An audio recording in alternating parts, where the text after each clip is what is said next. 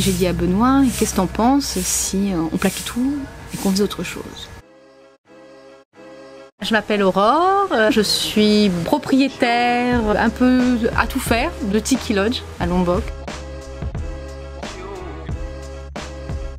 On est arrivé avec la famille, mon mari, Benoît, et puis deux adolescents qui maintenant sont des jeunes adultes, Enzo et Théo. On a commencé à construire il y a 5 ans et on atteint notre 4e année. On est arrivé, il n'y avait rien. Et puis on a réalisé un peu notre rêve avec tout ce que ça comporte. Et je dirais que voilà, c'est ça actuellement, nous. C'était vraiment un choix de changer de vie, de voir autre chose. Moi avant je ne le connaissais pas sur la carte où c'était Lombok. Je connaissais Bali mais je ne connaissais pas Lombok. Et on est arrivé un peu par hasard à Lombok et directement ça a été le coup de foudre. C'était pas prévu du tout qu'on vienne s'implanter en Indonésie. Et puis la vie fait qu'à un moment donné, tu te dis et pourquoi pas.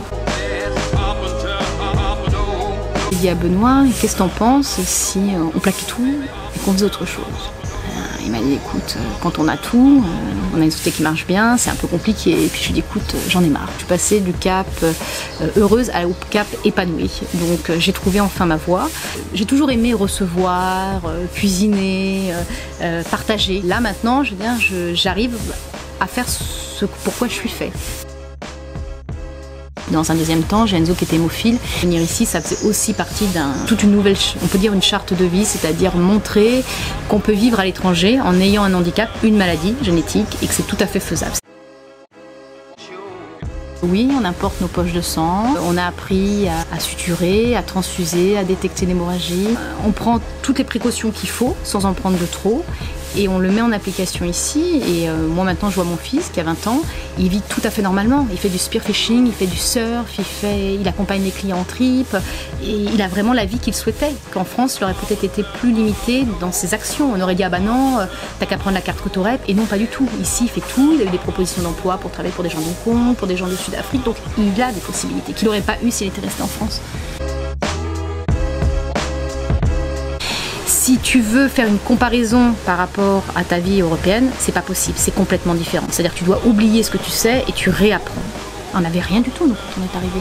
Pas d'internet, on allait scanner au Novotel. Pas de frigo, pas d'électricité, le genset. Lombok, on est comme s'il y avait chez nous en France il y a 50 ans. C'est-à-dire que même on reçoit même encore des fois du personnel qui n'a même pas de carte d'identité. On va l'envoyer au bureau.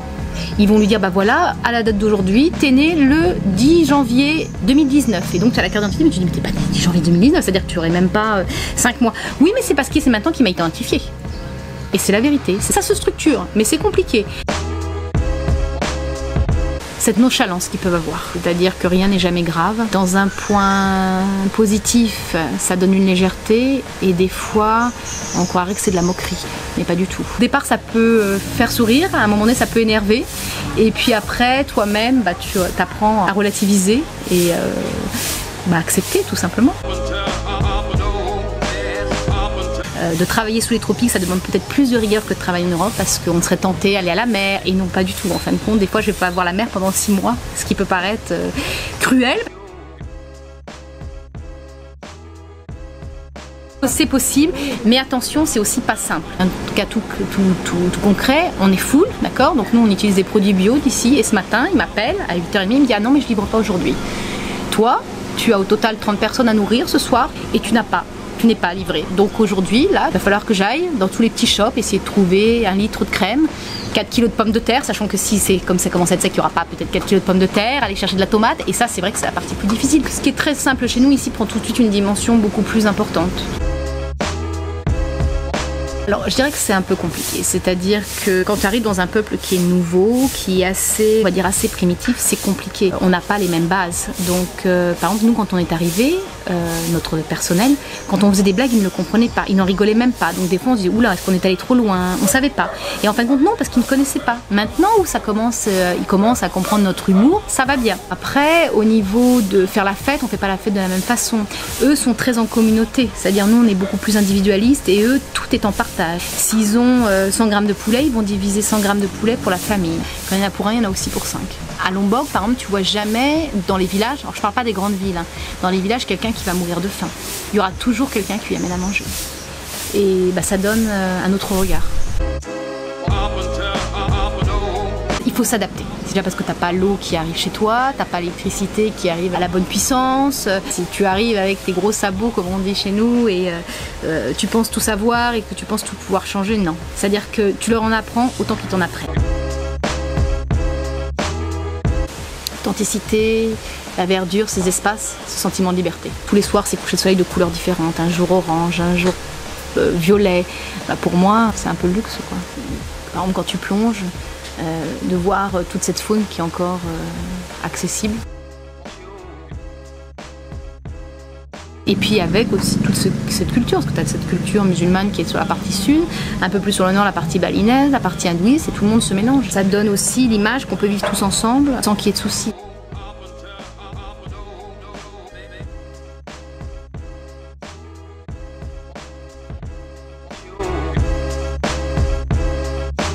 La lourdeur administrative.